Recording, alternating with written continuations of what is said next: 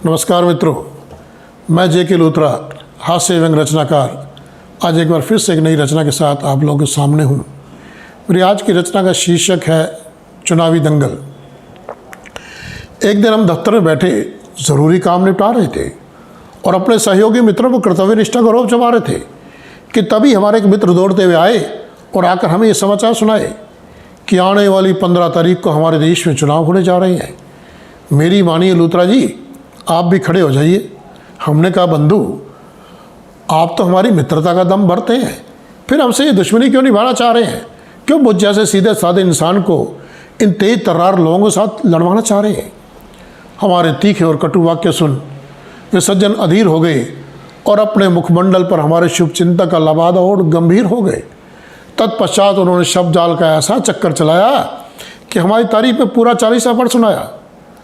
आत्म प्रशंसा की सहज कमजोरी के आगे हमने भी अपने हथियार डाल दिए और आनन फानन में नामांकन पत्र भर अपने नाम के बड़े बड़े पोस्टर निकाल दिए।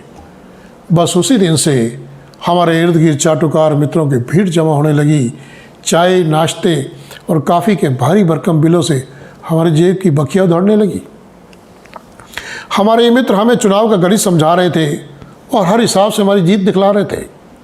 उधर हमारे चुनाव अभियान में आई तेजी को देख विरोधी पक्ष के लोग हैरान और परेशान हुए जा रहे थे और हमें इस चुनावी दंगल में पटकनी देने के लिए तरह तरह के हथकंडे अपना रहे थे। कुछ लोग हमारे कॉलेज के ज़माने के प्रेम प्रसंगों को निकाल कर ला रहे थे और जिन हसीन यादों को हम समय के बुलंद दीवारों में दफन कर चुके थे, हमें पुनः उनकी याद दिला हमारे दिल को ठेस पहुँचा रहे थे। कुछ अन्य विरोधी मित्रों ने तो गजब कर दिखलाया और हमारी 7 पुश्तों की हिस्ट्री कोला दीवारों की शोभा बनाया। हम हर रोज़ अपने बारे में नई नई अफवाह सुनकर हैरान और परेशान हुए जा रहे थे, परंतु हमारे मित्र थे कि हमें संयम से काम लेने की सलाह दिए जा रहे थे। बहरहाल 15 दिन की एक लंबी सदी के बाद चुनाव का भाग्यशाली दिन आया और 100 वोटों से हमारी पराजय का एक मित्र ने आकर समाचार सुनाया।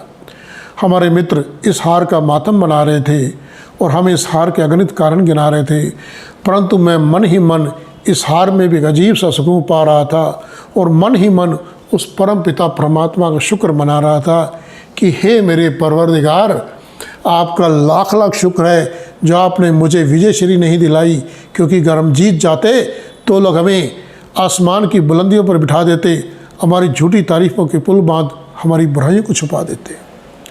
आपने हमें अंतर्मन में झांकने का अवसर प्रदान किया, हम कृतार्थ हुए। अगर हम एक भी बुराई को कम कर सके जीवन में तो समझेंगे कि हमारे प्रयास सार्थक हुए, तो समझेंगे कि हमारे प्रयास सार्थक हुए। धन्यवाद।